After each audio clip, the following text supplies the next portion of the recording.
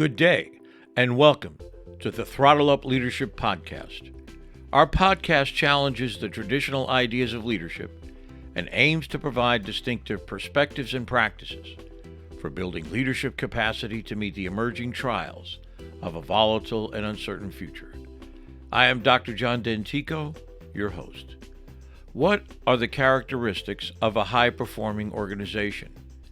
Is burnout merely a personal issue, or can organizations reach a point of burnout? And what are the signs that an organization is in fact burned out? What are the roles of consistent feedback, a sense of purpose, and connection to the tribe play in the multigenerational workforce of today? If any of these topics interest or confound you, then I am confident my conversation with Mr. Jimmy Burroughs, author of the Beat Burnout and Ignite Performance ebook and host of the High Performance Leader podcast, will be enlightening and compelling. So let's get started. And if you enjoy our podcast, please like, share, and subscribe. We genuinely appreciate your support. Hello again, and welcome to the Throttle Up Leadership Podcast. I'm Dr. John Dentico, your host.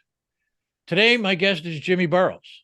Jimmy is a former Army officer and former corporate high flyer, as he likes to say, who is now on a mission to change the way leaders create bottom lines, results, without burning themselves out or their teams.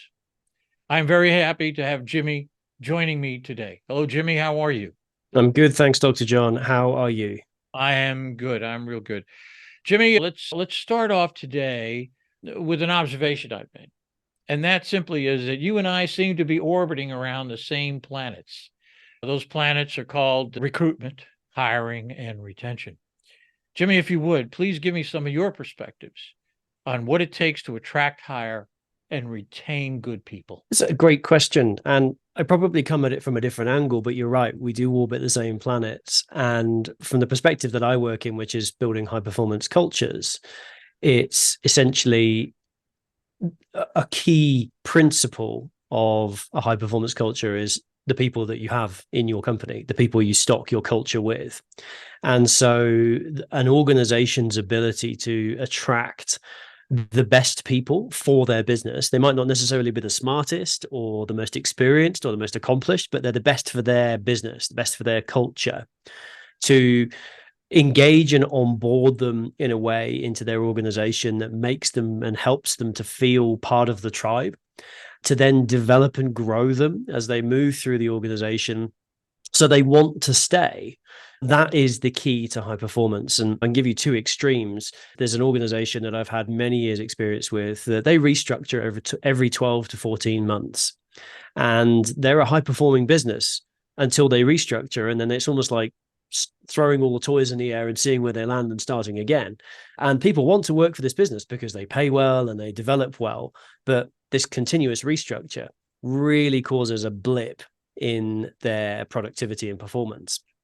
On the other side, another business I work with is extremely stable, and they make small incremental changes as they go. And they have a very high performing culture because people know their jobs, they know what they're doing, they feel secure. And when you're going to market with your employment brand saying, hey, come join our business, one of the things people look for is a little bit of job stability. Whether they decide to stay a long time or not is besides the point. When they're looking, what they're looking for is stability and security. And then they're looking for development and advancement, ideally within that organization. But if they don't get it, they'll go somewhere else. The final piece I think that is probably crucial at that front end of the puzzle is the change in expectations from the multi-generational workforce. So where our more experienced and older members of the workforce have a series of characteristics and criteria they're looking for when they want to join an organization, that is shifting now to a different set of criteria. So that puts additional pressure for recruitment teams to attract different generations using different methodologies, different wording, different recruitment processes, and they will have very different expectations. So you've got to try and meet that. So tell me, it's very interesting. Tell me about the younger generations from what you've observed in terms of what they're looking for. as opposed to, let's say, the older generations? Yeah, if we start with our sort of most recent workforce, which is Gen Z, one of the things that we see in the research coming up again and again now is that they want to be part of a purpose-driven organization. Now, what does that mean? That doesn't mean that we've got a poster on the wall in the organization saying our purpose is. It's an organization that the purpose of the organization, the difference they make, the impact they have is a positive influence on the planet, on the world that we operate in, the economic environment that they operate in. And I, as a potential employee, can see what that is because it's authentic in the way they do their business. And that seems to be much, much more important to a younger generation, a Gen Z, than it is to maybe a boomer. The piece that we see with our millennial workforce is that they really want lots of feedback. So whereas a boomer or a Gen X, maybe a Gen Y, kind of gets on with the job, and yes, I want some feedback occasionally. I just get on with the job. I do it. What we see with our millennials and our Gen Z is they need that constant course correction and feedback. And initially, it was felt like the criticism of that generation was they were a snowflake generation. They needed a constant pat on the back. But actually, if we examine back to the root cause of it, it was the change in the American education system, which made praise and feedback an integral part of the learning curriculum in schooling. And so these kids grew up getting constant feedback, constant reinforcement, constant input. And then it was like taking a drug addict's drugs away from them. They got into the workplace and they were like, just get on with your job. And these younger members of the workforce said, no, but I need to know how I'm doing. I need feedback. I need praise. I need to know where I'm getting wrong. I want to improve. And that's probably the final piece that we see in the younger generations is they don't see this as a job for life. They see this as an experience and toolkit building stepping stone. And whether that stepping stone is to the next stepping stone in your business or elsewhere, they don't have that same job for life mentality that some of the older generations may have experienced and felt was the right thing to do. It's interesting. I would agree completely with your perspective. I read something the other day that said that most people's in jobs today spend an average of about 4 years with that organization. So if you look at what I call the average, which is if you go back to the boomer time and you look and say, a person's going to spend 30 years working, let's just say that means they're being 7 different jobs, 7 different places. So there's this constant movement. I would agree with you. In fact, the big 3 that in terms of where we're in that I've discovered in my own orbit, if you will, is number 1, they want an alignment of values. They want their values to be aligned with that of the organization. Number 2, they want to be involved in the decision-making processes of that organization. And third is, as you aptly pointed out, they want training, they want learning, and they want feedback so that they can develop more. I do have a question about, you brought up these 2 companies. It's very interesting. One very stable, small incremental change. The other one seems to be enveloped in hyper change every, as you said, every 12 months, I think you said. So here's the question. When you look at the effects of the pandemic and perhaps something else coming down the pike that we don't see yet, could be another pandemic, could be some other kind of catastrophic type of happening. How do you see these 2 companies being able to deal with that? One seems, the one that makes a lot of change seems to be ready to make change. They understand how to make change. And the other one seemed to be going along in a more incremental state. Give me your perspective on that. Yeah, that's a very long conversation in terms of unpacking the layers that could be there. At a superficial level, one might believe that. One might believe that the company that constantly restructures itself is agile and is making almost self-disrupting so it doesn't get disrupted and is able to keep up. Equally, one might believe that the company that does small incremental change might get left behind or be disrupted by the next thing. Then you could take the contrarian view, which would be the one that's disrupting itself constantly, never has people who are secure or able to get up to speed and pick up momentum because they're always anxious about the next restructure.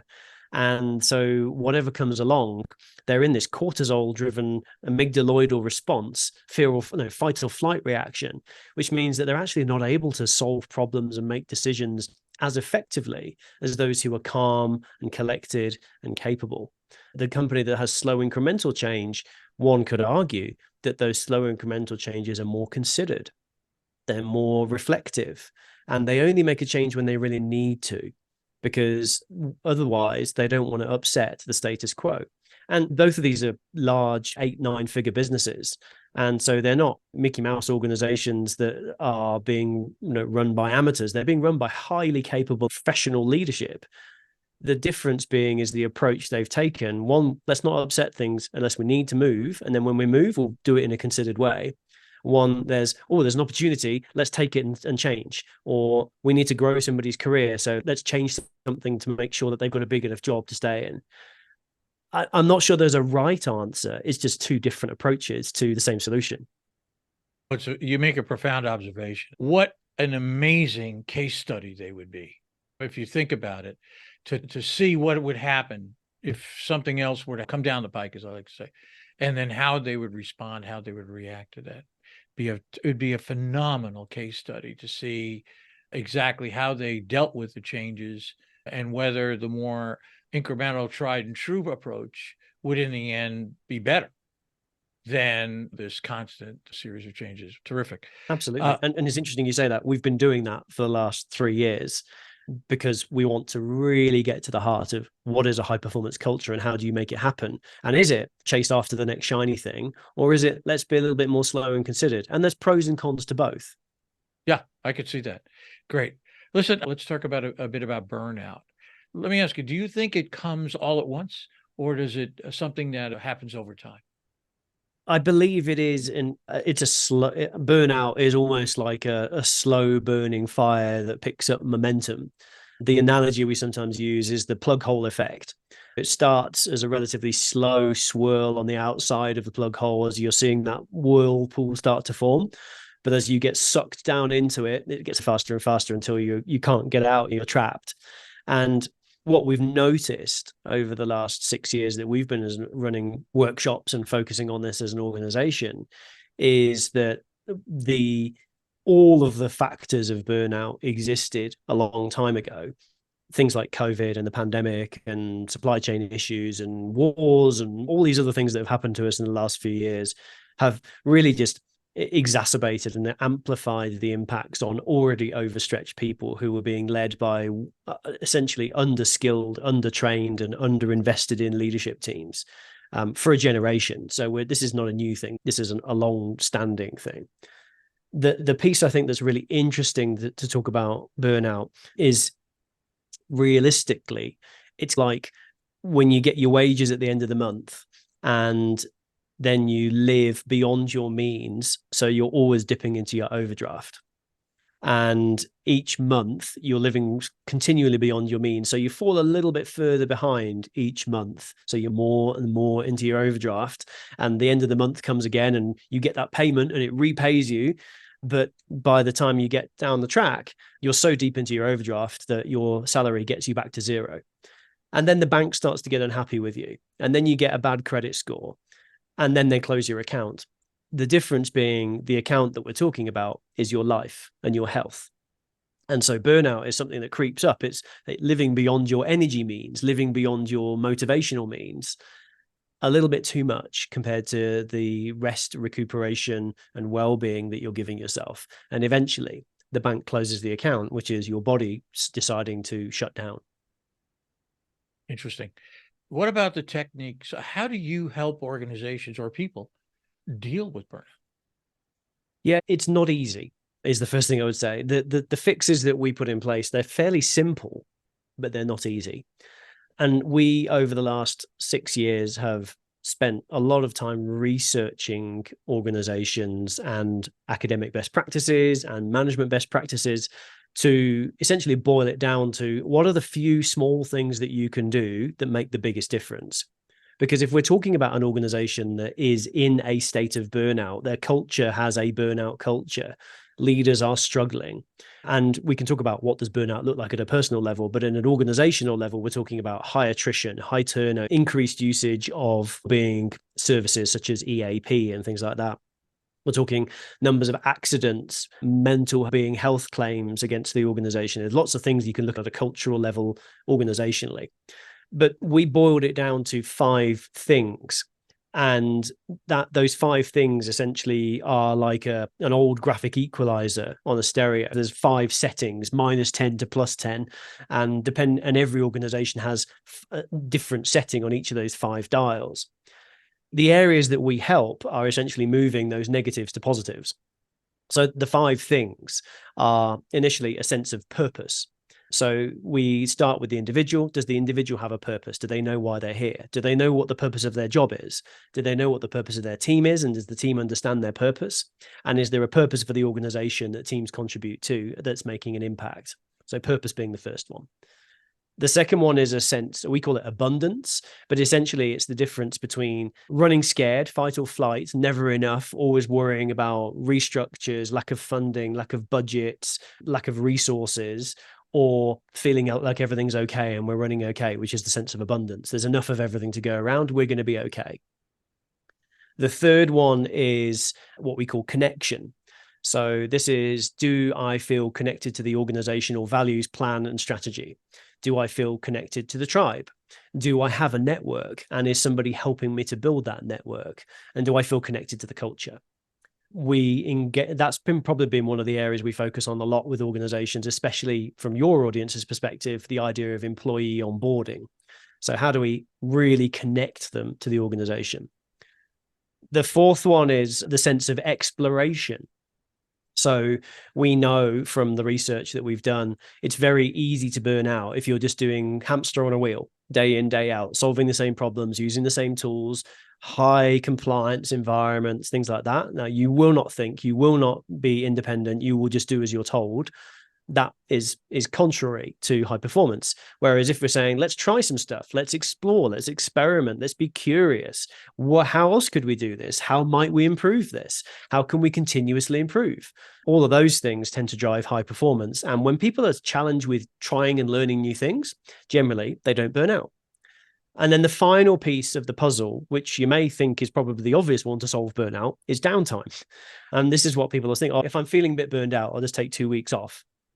And the analogy we use is, if you're standing outside in a thunderstorm and you come inside and then you go back out and it's still raining, what's going to happen? You're going to get wet. And when we're in cultures that are contrary to high performance because they're driving burnout, that's what happens. People go on vacation for 2 weeks, they calm down, de-stress, they relax a little bit, and then they come back to this crazy environment that doesn't have a purpose, doesn't have a sense of abundance, isn't well connected, isn't exploring, and the downtime doesn't have any effect. So what we do is we work with the organizations to program in individualistic downtime planning, which needs to be constructive, not consumptive. So that means they're doing something to not just sit there drinking wine and watching Netflix, but they're doing maybe hobbies or cooking or learning something. It involves understanding the difference between the two modes in the brain. So moving from the sort of problem-solving executive function to the daydreaming function, the mindfulness and journaling function. And each of those 5 things is where we go and help organizations. We do a diagnostic with that organization. We help them to understand at a team level, this manager and their team, this is the picture that we see based on our 5 parameters. And here is the specific plan for that team over the next 3 to 5 months, that we're going to take them on a journey where we'll meet with them 3 times, 3 days, essentially over those 3 to 5 months, but they'll be doing some small incremental work that, say, is simple to do, not necessarily easy to do, and we become the accountability partners to help them move the dial. The goal here is not, let's parachute in a consultant and they can magically fix it for us. The goal here is, how do we show leaders how to lead their teams more effectively so they don't burn themselves or their teams out? Interesting.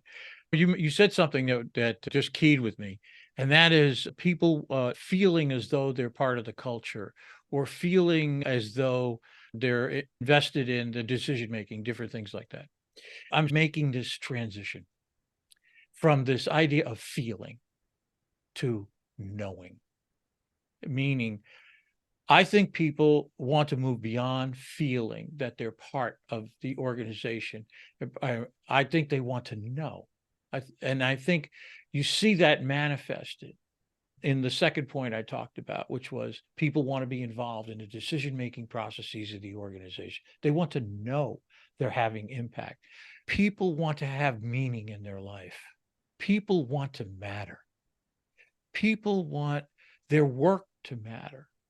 And feeling, I think we have to move beyond that. I'm a self-avowed proponent of 21st century leadership, which is really based on the idea of influence relationships and people actually contributing. The bottom line is, okay, we have a problem. We have an issue. Who can contribute? What can you do? Give us a hand here.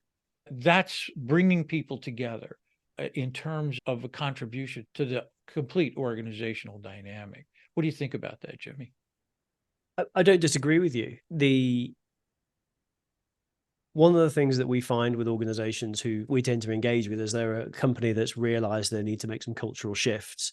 So they're potentially starting from a lower base than good to best practice. They're going from nil to good. And that's our, I guess, our sweet spot is how do we start you getting rolling with some of the basics to really make a big difference fairly quickly. I think that transition from feeling part of a culture to knowing I'm part of a culture or that I'm an important piece of the puzzle is critical. Absolutely. Many organizations are still struggling with we're a culture and we think we know what our culture is, but we can't really write it down or explain it. And if we ask 20 people, we'll get 20 different answers. One of our jobs is to talk about what does a high performing culture look like here? And how do you know you're part of it? How do you start to invest in that? I think the other piece I really liked about what you said, and to try and build on it, is that idea of being involved in the decision making, being part of the momentum and impact of the organization. And that is becoming increasingly important. I think, again, criticism from older generations on the younger generations for, they want to be promoted super fast and they think they can be the CEO tomorrow. And I hear lots of these phrases coming out. Yeah. And I don't necessarily believe that's the case of what they're believing or thinking. I believe it's the same, that they're actually what they're looking for is we don't just want to be a minion at the bottom of the pile. We want to be part of that conversation. And so leaders who can transition to including the perspectives of some of those younger members and less experienced members of staff, you might get some fresh thinking, you might get some fresh ideas, and they'll be incredibly invested in your leadership if you say to them, hey, John, what do you think about this problem or challenge that we've got? Any ideas? And whatever they come up with, whether you think it's ridiculous or not, thank them for it. They'll then be encouraged to share more. And then you can still make your assimilation and your decision, but they want to feel part of, and it's not just a lip service, it's a genuine, actually, that's interesting. I hadn't thought of it like that. Or, wow, actually, maybe my skills and thinking is a little bit out of date and you're fresh and have some new ideas. Maybe I could use some of that. That might be an extra little spice on top of the dish that I was already making. And so I think it's really important that when you know you're part of a culture, it is authentic. It's not lip service, but it's a longer way to get to than feeling part of something. And the reason we say feeling part of something is we're really trying to trigger that tribal connection, which is built through high levels of oxytocin and really goes back to our sort of almost prehistoric days of if you're part of a tribe, you're safer. Therefore, you're not feeling those threats or what we would call anti-abundant feelings, the scarcity functions that come up in your brain. Therefore, you're more able to operate in a high performance culture because you're not worrying about, am I going to get eaten or attacked today? Actually, you're thinking about, how do I go and provide the best for the tribe or the club that I'm part of? Yeah, I agree. I always like to say, you just never know where a good idea is going to come from. Never. You never know. And someone can just be quiet and maybe an introverted person. And then they say that one magic thing and everybody goes, that's a brilliant idea. Let's follow that up. Different things like that. And I think that's having a devastating effect on the leadership practices, on what leadership is for people in organizations, the redefining, if you will. How do you see that, Jimmy? How do you see the differentiation now in the use of the term leadership as it exists today, in your observations and in the work you're doing, as opposed to how we might have thought about it years ago? Again, huge question. Let's try and keep it nice and succinct and simple. I think we can all acknowledge that being a leader now is more complex and complicated and potentially more chaotic as well than it has ever been at any point in history. If we're thinking of the context of leadership, the number of variables, factors, the amount of complexity and ambiguity, the uncertainty and volatility that organizations operate in, and just the sheer volume of data and information that leaders have to process means that they are under strain. And I mentioned a little bit earlier, my genuine belief is that leadership has been underinvested in for a generation. We go back to many of the senior leaders that we talk to haven't had any leadership training since they went on their Management 101 course in the 1990s. And they're still leaning into those tools and techniques. Now, unfortunately, those tools and techniques are really great for first-line managers. They're not great for managing managers or leading leaders or leading organizations. You require a different toolbox.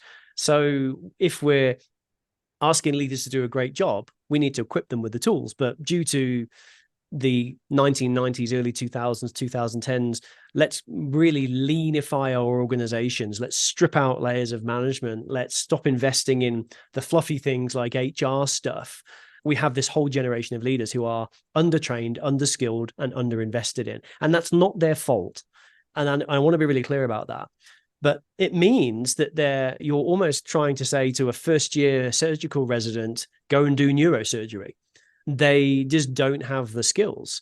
And they're being asked to do really complex stuff. And so is it any wonder that things like burnout and engagement are starting to really become massive issues? Is it any wonder that people are checking out of organizations? This whole quiet quitting movement, which is essentially a fancy name for low engagement, is becoming a real prevalent problem.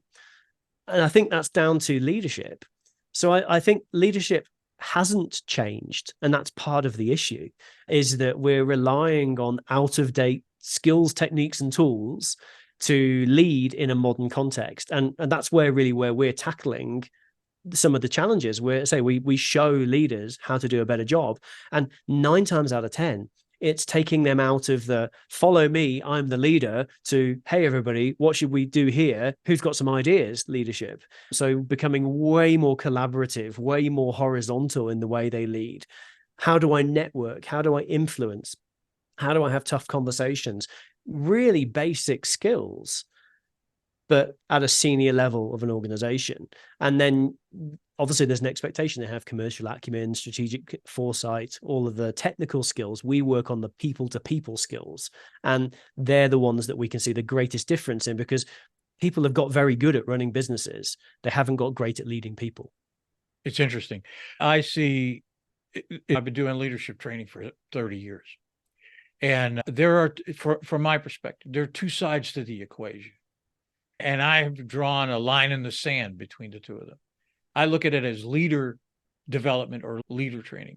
But the leadership part is where I sit on that side of the equation. I want to teach people the practices. So the simulation work I do and the different things this is how you do that.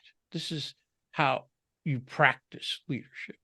And I think and the work I do is tied to the real problems and issues organizations face. So I simulate the real problem. Why? Because now I can teach you how to maneuver through that. You can get an experience to help you understand what the practice of leadership looks like. And I agree. I still think there are, and completely, I agree completely. We're still ensconced in this old way of thinking about leadership and leaders and this hierarchical top-down perspective, as opposed to this much more collaborative influence relationship type of leadership, where we can bring people into the process. Come on right in, contribute, let's go. We're going together, that kind of a thing. And I think you make a wonderful point about that. And I appreciate that very much. Jimmy, this is a typical question I ask everybody at the end.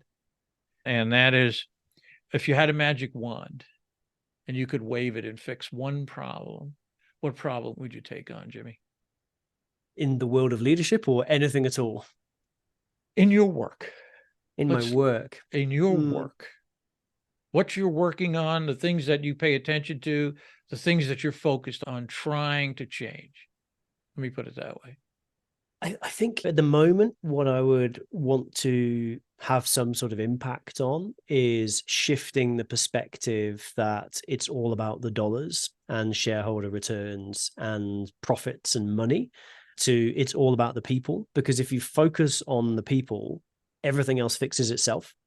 Whereas I think because we've got this mindset of let's do the numbers first, and then if we've got time, we'll do the people, that is driving a lot of the challenges that we encounter and we support organizations with. I would like to be able to do myself out of a job because leaders are doing a great job and they know how to do that. And boards and executive teams are able to lead and influence those culture shifts themselves. That would be the magic wand I'd love to be able to wave. Oh, that's great. Listen, Jimmy, I appreciate your time today here on the Throttle Up Leadership Podcast. You've been a great guest, and I appreciate all your wisdom and your concepts. And I think it will give our viewers and the listeners something to reflect upon, think about seriously, because I think you've made some really excellent points. So I want to thank you, Jimmy, for being here today. I appreciate it very much. And thank you to our listeners and to our viewers for tuning in to the Throttle Up Leadership Podcast. And Dr. John D'Antico signing off. Thank you so much.